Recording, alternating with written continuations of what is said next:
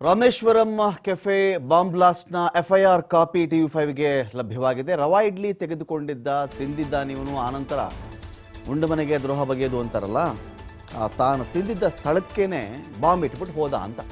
ಇವನು ಅನಾಮಿಕ ಇದ್ದಾನೆ, ಇವನು ಯಾರು ಅಂತ ಗೊತ್ತಾಗಿಲ್ಲ. ತೊಗೊಂಡಿದ್ದು ರವಾ ಇಡ್ಲಿ ತಿಂದಿದ್ದಾನೆ, ಅಲ್ಲೆಲ್ಲ ಓಡಾಡಿ ಅಲ್ಲಿ ಏನೋ ಒಂದು ಬ್ಯಾಗ್ ಇಟ್ಬಿಟ್ಟು ಹೋಗಿದ್ದಾನೆ. ಸುಮಾರು ಅವನು ಅಲ್ಲಿಂದ ನಿರ್ಗಮಿಸಿದ 1 ಗಂಟೆ ನಂತರ ಅಲ್ಲಿ ಬಾಂಬ್ ಬ್ಲಾಸ್ಟ್ ಆಗಿದೆ ಅಂತ. ಘಟನೆಯ ಇಂಚಿಂಚು ಮಾಹಿತಿಯನ್ನು ಕೂಡ ಫ್ಲೋರ್ ಮ್ಯಾನೇಜರ್ ಕೊಟ್ಟಿದ್ದಾರೆ. ಇಲ್ಲಿ ಏನೇನಾಯಿತು, ಯಾರು ಬಂದಿದ್ರು, ಏನು ಕಥೆ ಎತ್ತ ಅಂತ. ಅವರು ಕೂಡ CCTV ನೋಡಿರ್ತಾರಲ್ವ. ಹೌದು ಸ್ವಾಮಿ ಇಂತನು ಬಂದಿದ್ದ, ಇವನು ಓಡಾಡ್ತಾ ಇದ್ದ, ಇವನೇ ನೋಡೋಣಪ್ಪ, ಇಲ್ಲಿ ಬೇರೆ CCTV ಇದೆಯಲ್ಲ, ಇವನು ನೋಡಪ್ಪ, ಇವನೇನ ಹೌದು ಸ್ವಾಮಿ ಇವನು ಬಂದಿದ್ದ ಎಲ್ಲ ಹೇಳಿರ್ತಾರೆ ಅವ್ರು ಸಹಜವಾಗಿ.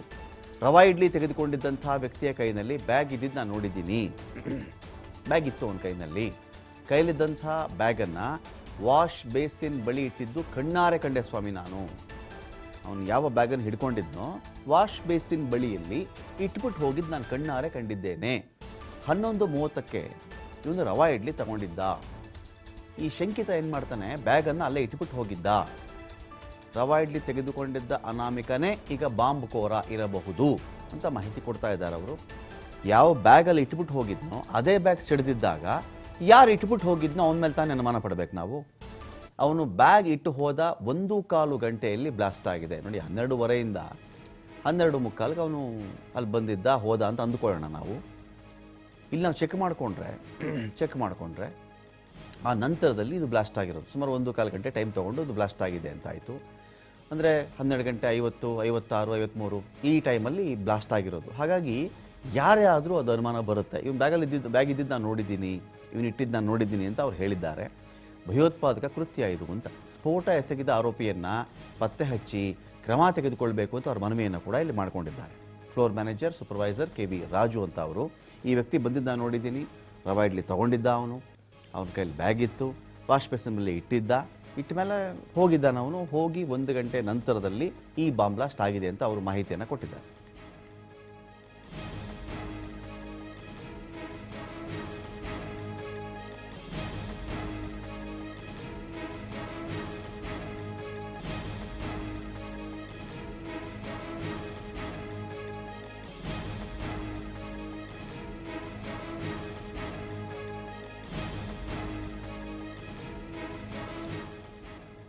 ನೋಡಿ, ಇವನು ಈ ಶಂಕಿತ ಬಾಂಬರ್ ಪ್ಲಾನ್ ಹೇಗೆ ಮಾಡಿದ್ದಾನೆ ಅಂದರೆ, ನಿನ್ನೆ ಬೆಳಗ್ಗೆ 11:30 ರಾಮೇಶ್ವರಂ ಕೆಫೆ ಮುಂಭಾಗದಲ್ಲಿ ಇವನು ಕಾಣಿಸ್ಕೊಳ್ತಾನೆ. 11:30 ನಿನ್ನೆ ಬೆಳಗ್ಗೆ 11:30, ಹೆಚ್ಚು ಕಡಿಮೆ ಒಂದು 23:30 ಗಂಟೆಗಳ ಹಿಂದಿನ ಕಥೆ ಇದು.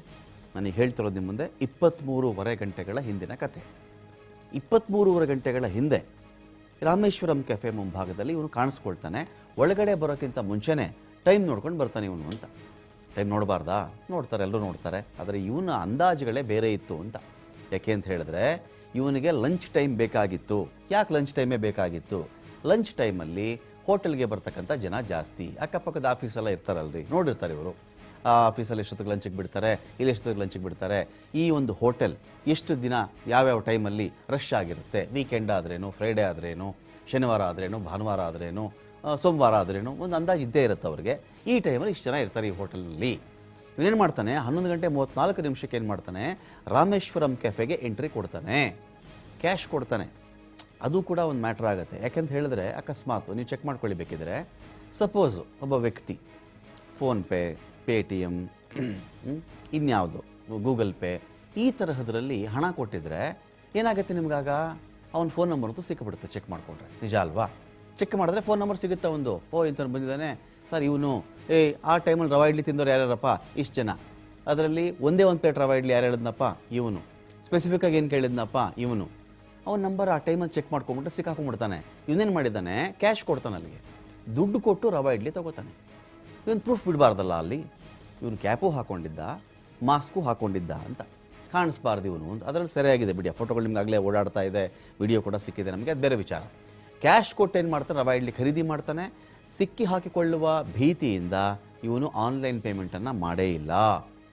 ರವಾ ಇಡ್ಲಿಗೆ ಟೋಕನ್ ತೆಗೆದುಕೊಳ್ಳಬೇಕಾದರೂ ಕೂಡ ಬ್ಯಾಗ್ ಹೆಗಲಲ್ಲೇ ಇತ್ತು. ಬ್ಯಾಗ್ ಇಟ್ಟು ಹೋದರೆ ಅನುಮಾನ ಬಂದುಬಿಡುತ್ತೆ ಅಂತ ರವಾ ಇಡ್ಲಿ ನಾಟಕ ಆಡಿದಾನೆ ಇವನು ಅಂತ. 11:15 ಇವನಿಗೆ ಟಿಫನ್ ಮಾಡೋ ಅನಿವಾರ್ಯತೆ ಇತ್ತಾ ಇಲ್ವಾ, ವಿ ಡೋಂಟ್ ನೋ. ಕನ್ಕ್ಲೂಷನ್ಗೆ ಬರೋದು ಬೇಡ. ಸುಮ್ಮನೆ ಹೋಟ್ಲಿಗೆ ಬರೋದು, ಸುಮ್ಮನೆ ಬ್ಯಾಗ್ ಇಟ್ಬಿಟ್ಟು ಓಡ್ ಹೋಗ್ಬಿಟ್ರೆ ಏನಂತಾರೆ ಜನ, ಯಾರೋ ಬಂದ ಅಂತ ಜನನ ಓಡೋಗ್ಬಿಡ್ತಾರೆ. ಅವಾಗ ಸುಮ್ಮನೆ ಬಂದು ಸುಮಾರು ಜನ ಗುಂಪಿರುವ ಕಡೆಯಲ್ಲಿ ಸುಮ್ಮನೆ ಬ್ಯಾಗ್ ಇಟ್ಬಿಟ್ಟು ಇದಕ್ಕಿದ್ದಂಗೆ ಪರಾರಿ ಆಗಿಬಿಟ್ರೆ ನೋಡಿದವ್ರು ಜನಕ್ಕೆ ಅನುಮಾನ ಬರುತ್ತೆ. ಇವನೇನು ಮಾಡಿದ್ದಾನೆ, ಯಾವುದಕ್ಕೂ ಇರಲಿ ಅಂಥೇಳಿ ಒಂದು ರವಾ ಇಡ್ಲಿ ಕೊಡ್ರಿ ಅಂತಾನೆ, ಕ್ಯಾಶ್ ಕೊಡ್ತಾನೆ, ಟೋಕನ್ ತೊಗೋತಾನೆ, ಅಲ್ಲೋಗಿ ರವಾ ಇಡ್ಲಿ ಕೊಡ್ತಾರೆ, ತಿನ್ನೋ ನಾಟಕನೂ ಆಡಿ ಅವ್ನ ಪರ್ಪಸ್ ಏನಿತ್ತು ಹೇಳಿ, ರಾಮೇಶ್ವರಂ ಕೆಫೆಗೆ ಬಂದು ರವಾ ಇಡ್ಲಿ ತಿನ್ನಬೇಕು ಅನ್ನೋದಲ್ಲ ಅವ್ನ ಪ್ಲಾನು, ರಾಮೇಶ್ವರಂ ಕೆಫೆನಲ್ಲಿ ಬಾಂಬ್ ಇಡಬೇಕು ಅನ್ನೋದು. ಅವಾಗೇನು ಮಾಡಿದ್ದಾನೆ ಇವನು, ಮಾಸ್ಕು ಕ್ಯಾಪೆಲ್ಲ ಹಾಕ್ಕೊಂಡು ಬಂದು ಅಲ್ಲಿ ಬಂದು ರವಾ ಇಡ್ಲಿ ತಿಂದು ನೀಟಾಗಿ ಆ ಬ್ಯಾಗನ್ನು ಇಟ್ಬಿಟ್ಟು ಅಲ್ಲಿಂದ ಮರೆ ಹಾಕ್ತಾನೆ. ನಿಮ್ಗೆ ಇನ್ನೊಂದು ವಿಚಾರ ನೋಡ್ಕೊಳ್ಳಿ, ನೀವು ಬರಬೇಕಾದ್ರೂ ಟೈಮ್ ನೋಡ್ಕೊಂಡು ಬರ್ತಾನೆ ಅವನು. ಆ CCTV ಫುಟೇಜಲ್ಲಿ ಅವ್ನು ಮೂವ್ ಆಗಬೇಕಾದ್ರೂ ಕೂಡ ವಾಚ್ ನೋಡ್ಕೊಂಡೇ ಹೋಗ್ತಿರ್ತಾನೆ. ಅಂದರೆ ಕ್ಯಾಲ್ಕುಲೇಷನ್ಸ್ ಅದು. 1 ಗಂಟೆ ಆಯಿತಾ, 1 ಗಂಟೆ ಆಯಿತಾ, 12:50 ಆಯಿತಾ, 12:53 ಆಯಿತಾ, ಈಗ ಮೊಬೈಲ್ ಆನ್ ಮಾಡಿರಬಹುದು ಅವನು. ಕೆಲವು ಟೈಮರ್ಗಳಿಗೆ ಅದೇ ಥರ ಟೈಮರ್ ಅಡ್ಜಸ್ಟ್ ಮಾಡಿರ್ತಾನಲ್ಲ, ಟೈಮರ್ ಅಡ್ಜಸ್ಟ್ ಮಾಡಿದರೆ ರಿಮೋಟಿಂದ ಅವನು ಸಿಡಿಸೋ ಅವಶ್ಯಕತೆ ಬರಲ್ಲ ಅಂತ ನಾವು ಭಾವಿಸಿದ್ದೀವಿ. ಅದಕ್ಕೆ ಟೈಮರ್ ಫಿಕ್ಸ್ ಮಾಡಿರ್ತಾನಲ್ಲ, ಬಾಂಬ್ಗೇನೆ ಫಿಕ್ಸ್ ಮಾಡಿದಾಗ ಟೈಮ್ ಆದ ತಕ್ಷಣ ಸಿಡಿಯುತ್ತದು. ಕೆಲವು ರಿಮೋಟಿಂದ ಆಪ್ರೇಟ್ ಮಾಡ್ತಾರೆ, ಕೆಲವನ್ನ ಮೊಬೈಲಿಂದ ಒಂದು ರಿಂಗ್ ಕೊಟ್ಟರೆ ಕೂಡ ಸಿಡಿಯುವಂಥ ವ್ಯವಸ್ಥೆ ಇಲ್ಲಿರುತ್ತೆ ಅಲ್ವಾ. ಸೊ CCTV ಅವಾಯ್ಡ್ ಮಾಡ್ಕೊಳ್ಳೋ ಸಾಕಷ್ಟು ಪ್ರಯತ್ನವನ್ನು ಇವನು ಮಾಡಿದ್ದಾನೆ. ಇವನು CCTV ಇಲ್ಲದೆ ಇರುವಂಥ ಜಾಗಗಳನ್ನೇ ನೋಡಿಕೊಂಡು ಕಣ್ ತಪ್ಪಿಸಿ ಓಡಾಡೋ ಪ್ರಯತ್ನ ಕೂಡ ಮಾಡಿದ್ದಾನೆ. ಆದರೆ ಇವನು ಯಾವ ರವಾ ಇಡ್ಲಿ ಆರ್ಡ್ರ್ ಮಾಡಿದ್ನೋ ಆ ರವಾ ಇಡ್ಲಿನೂ ಪೂರ್ತಿ ತಿಂದಿಲ್ಲ. ಅದೇನೋ ಅರ್ಜೆಂಟಲ್ಲಿ 2 ಸ್ಪೂನ್ ತಿಂದುಕೊಂಡು ಇವನು ನೀರು ಕೂಡ ಕುಡಿಯದೆ, ಕೈಯನ್ನು ನೆಟ್ಟಿಗೆ ತೊಳೆಯದೆ, ಬ್ಯಾಗ್ ಇಟ್ಟು ಹಾಗೆ ಓಡಿ ಹೋಗ್ಬಿಟ್ಟಿದ್ದಾನೆ. ಟೈಮರನ್ನು ಇವನು ಮೊದಲೇ ಸೆಟ್ ಮಾಡ್ಕೊಂಡು ಬಂದಿರ್ತಾನೆ. ಏನು ಭಯವೋ, ನಾನು ಇದ್ದಂಗೆ ಸಿಡಿದ್ಬಿಟ್ರೆ ಅವನಿಗೆ ಕನ್ಫರ್ಮೇಷನ್ ಇರಬೇಕಲ್ವೇನ್ರಿ, ಏನೋ ಮಾಡಿದ್ದೀನಪ್ಪ, ಅಕಸ್ಮಾತ್ ಹೆಚ್ಚು ಕಡಿಮೆ ಆಗಿ ಅಲ್ಲೇ ಸಿಡಿದ್ಬಿಟ್ರೆ ಅನ್ನೋ ಒಂದು ಗಾಬರಿನಲ್ಲೇ ನೆಟ್ಟಿಗೆ ಊಟ ಮಾಡಿಲ್ಲ, ನೆಟ್ಟಿಗೆ ತಿಂಡಿ ತಿಂದಿಲ್ಲ, ನೆಟ್ಟಿಗೆ ನೀರು ಕುಡಿದಿಲ್ಲ, ಕೈ ಕೂಡ ತೊಳೆಯದೆ ಬ್ಯಾಗ್ ಇಟ್ಟ ಹೋದ. ಇದಾದ 1 ಗಂಟೆಯಲ್ಲಿ ಏನಾಗುತ್ತೆ, ಬಾಂಬ್ ಬ್ಲಾಸ್ಟ್ ಆಗುತ್ತೆ. ಸ್ಫೋಟದ ತೀವ್ರತೆಗೆ ಕೆಫೆಯ ಚಾವಣಿಯ ಶೀಟಿಗೆ ಬಡಿಯುತ್ತೆ. ಇದರಿಂದ ಗ್ರಾಹಕರು ಇರೋ ಕಡೆ ಸ್ಫೋಟದ ತೀವ್ರತೆ ಬಂದಿಲ್ಲ. ಆ ಬ್ಲಾಸ್ಟ್ನ ಡೆನ್ಸಿಟಿ ಇರುತ್ತಲ್ಲ, ಆ ತೀವ್ರತೆ ಇರುತ್ತಲ್ಲ, ಆ ಎಕ್ಸ್ಪ್ಲೋಷನ್ನ ತೀವ್ರತೆ, ಅದು ಜನ ಸಿಕ್ಕಿಬಿಟ್ಟಿದ್ರೆ ಅದಕ್ಕೆ ಛಿದ್ರಂಪದರಾಗ್ಬಿಡೋರು ಅವರು ಅಂತಾರೆ ನಮ್ಮ ಕಡೆ. ಸೊ ಇಲ್ಲೇನಾಗಿದೆ, ಆ ಶೀಟ್ಗೆ ಅದು ಬಡಿಯುತ್ತಲ್ಲ, ಬಡಿದಾಗ ಆ ತುಣುಕುಗಳು ಬೇರೆ ಕಡೆಗೆ ಹೋಗಿ ಜನಗಳಿಗೆ ತೊಂದರೆ ಮಾಡೋ ತಪ್ಪಿದೆ ಅಂತ. ಅದರಲ್ಲಿ ನಟ್ಟು ಇಟ್ಟಿರ್ತಾರೆ, ಬೋಲ್ಟು ಇಟ್ಟಿರ್ತಾರೆ, ಬೇರಿಂಗ್ ಬಾಲ್ಸ್ ಕೂಡ ಇಟ್ಟಿರ್ತಾರೆ, ಅದರಲ್ಲಿ ಲೋಹದ ತುಣುಕುಗಳನ್ನು ಕೂಡ ಇಟ್ಟಿರ್ತಾರೆ. ಅದರಲ್ಲಿ ಅದೆಷ್ಟು ಜೋರಾಗಿ ನಿಮಗೆ ಬಡಿಯುತ್ತೋ ಅಷ್ಟು ನಿಮಗೆ ಏಟಾಗುತ್ತೆ. ಮುಖಕ್ಕೆ ಬಡಿಬಹುದು, ಎದೆಗೆ ಬಡಿಬಹುದು, ಕೈಕಾಲಿಗೆ ಬಡಿಬಹುದು, ಕಣ್ಣಿಗೆ ಬಡಿಬಹುದು, ತಲೆಗೆ ಹೊಡಿಬೋದಲ್ವಾ. ಇದೇನಾಗಿದೆ, ಆ ಶೀಟ್ ತಡ್ಕೊಂಡ್ಬಿಡ್ತಲ್ಲ ಅದು. ಹಾಗಾಗಿ ಏನಾಯಿತು ಅಂತ ಹೇಳಿದ್ರೆ ಅದು ಎಲ್ಲ ಕಡೆ ಚೆದಿರಲಿಲ್ಲ. ಶೀಟ್ಗೆ ಹೋಗಿ ಹೊಡೆಯುತ್ತಲ್ಲ, ಹಿಂಗೆ ಹೊಡೆದು ಅಲ್ಲೇ ವಾಪಸ್ ಬೀಳಬೇಕಾಗುತ್ತೆ ಅದು ಅಂತ. ತನಿಖಾಧಿಕಾರಿಗಳು ಏನೆಲ್ಲ ಚೆಕ್ ಮಾಡ್ತಾ ಇದ್ದಾರೆ, ತಮಿಳುನಾಡಿನ ತಂಡ ಬಂದಲ್ಲಿ ಏನು ಮಾಡ್ತಾ ಇದೆ, ಬೆಂಗಳೂರು ಪೊಲೀಸರು ಏನು ಹೇಳ್ತಾ ಇದ್ದಾರೆ ಅಂತ.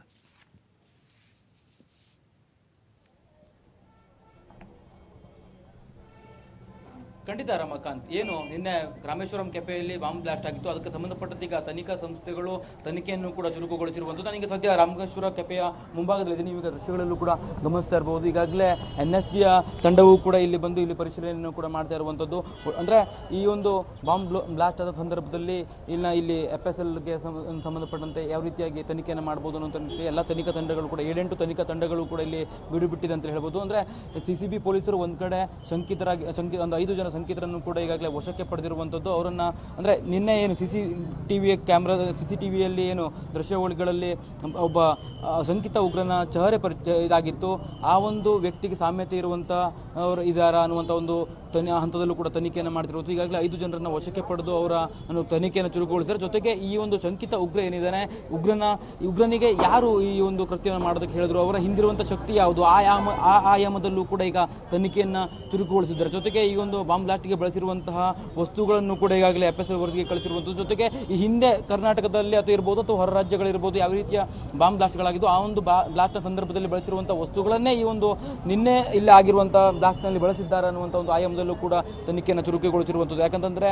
ಸಾಮ್ಯತೆಯನ್ನು ಕೂಡ ಪರಿಶೀಲನೆ ಮಾಡಿ ಅದರ ಹಿಂದಿರುವಂತಹ ಶಕ್ತಿಯನ್ನು ಕೂಡ ಅದರ ಬಗ್ಗೆ ಕೂಡ ತನಿಖೆಯನ್ನು ಮಾಡಬೇಕಾಗತ್ತೆ. ಯಾರು ಇದಕ್ಕೆ ಮೂಲ ಕರ್ತೃ ಅನ್ನುವಂಥದ್ದನ್ನು ಕೂಡ ತನಿಖೆಯನ್ನು ಮಾಡಬೇಕಾಗುತ್ತೆ. ಜೊತೆಗೆ ಈ ಒಂದು ಬೆಂಗಳೂರಿನಲ್ಲೇ ಚರ್ಚ್ ಸ್ಟ್ರೀಟ್ನಲ್ಲಿ ಕೆಲ ವರ್ಷಗಳ ಹಿಂದೆ ಒಂದು ಘಟನೆ ಆಗಿತ್ತು, ಅಲ್ಲೂ ಕೂಡ ಬಾಂಬ್ ಬ್ಲಾಸ್ಟ್ ಆಗಿತ್ತು. ಆ ಒಂದು ಸಂದರ್ಭದಲ್ಲಿ ಬಳಸಿದಂತಹ ವಸ್ತುಗಳೇ ನಿನ್ನೆಯ ಬ್ಲಾಸ್ಟ್ನಲ್ಲೂ ಕೂಡ ಬಳಕೆಯನ್ನು ಮಾಡಲಾಗಿದೆ ಅನ್ನುವಂಥ ಮಾಹಿತಿಯನ್ನು ಈಗಾಗಲೇ ಪ್ರಾಥಮಿಕವಾಗಿ ಪೊಲೀಸರು ಕೊಡ್ತಾ ಇರುವಂಥದ್ದು. ಹಾಗಾಗಿ ಸಾಮ್ಯತೆಯನ್ನು ಕೂಡ ಪರಿಶೀಲನೆ ಮಾಡ್ತಾರೆ. ಆ ಹಿಂದೆ ಚರ್ಚ್ ಸ್ಟ್ರೀಟ್ನಲ್ಲಿ ಬ್ಲಾಸ್ಟ್ ಆದಂಥ ಸಂದರ್ಭದಲ್ಲಿ ಐಸಿಸ್ ಅದರ ಹೊಣೆಯನ್ನು ಹೊತ್ತುಕೊಂಡಿತ್ತು. ಹಾಗಾಗಿ ಇದು ಈ ಒಂದು ಕೃತ್ಯವನ್ನು ಕೂಡ ಐಸಿಸ್ ಮಾಡಿದ್ಯಾ ಅನ್ನುವಂಥ ಒಂದು ಅನುಮಾನವೂ ಕೂಡ ಮೂಡ್ತಾ ಇರುವಂಥದ್ದು. ಜೊತೆಗೆ ಟೈಮರನ್ನು ಕೂಡ ಇಲ್ಲಿ ಫಿಕ್ಸ್ ಮಾಡಿ ಬ್ಲಾಸ್ಟ್ ಮಾಡಿರುವಂಥ ಹಿನ್ನೆಲೆಯಲ್ಲಿ ಇದು ತೀವ್ರತೆಯೂ ಕೂಡ ಹೆಚ್ಚಿನ ಇತ್ತು. ಜೊತೆಗೆ ಇದನ್ನು ಸಿಂಪಲ್ ಆಗಿ ಯಾರೋ ಒಬ್ಬರು ಮಾಡೋದಕ್ಕಾಗೋದಿಲ್ಲ. ಜೊತೆಗೆ ಇದನ್ನು ಪ್ಲ್ಯಾನ್ ಮಾಡಿ ಇದಕ್ಕೆ ಸಂಬಂಧಪಟ್ಟಂಥ ಬಾಂಬ್ ತಯಾರು ಮಾಡುವಂಥ ಏನು ಕೆಲವೊಂದಿಷ್ಟು ಉಗ್ರ ಸಂಘಟನೆಗಳಿರ್ತವೆ ಅಂಥವರಿಂದಲೇ ಮಾಡ್ತಿದ್ದಾರೆ ಅನ್ನುವಂಥ ಒಂದು ಆಯಾಮದಲ್ಲೂ ಕೂಡ ಈಗ ತನಿಖೆಯನ್ನು ಚುರುಕುಗೊಳಿಸಿರುವಂಥದ್ದು. ಈಗಾಗಲೇ ಈ ರಾಷ್ಟ್ರೀಯ ತನಿಖಾ ಸಂಸ್ಥೆಗಳು ಕೂಡ ಇಲ್ಲಿ ಬಂದು ತನಿಖೆಯನ್ನು ಮಾಡ್ತಾ ಇರುವಂಥದ್ದು. ಬಾಂಬ್ನ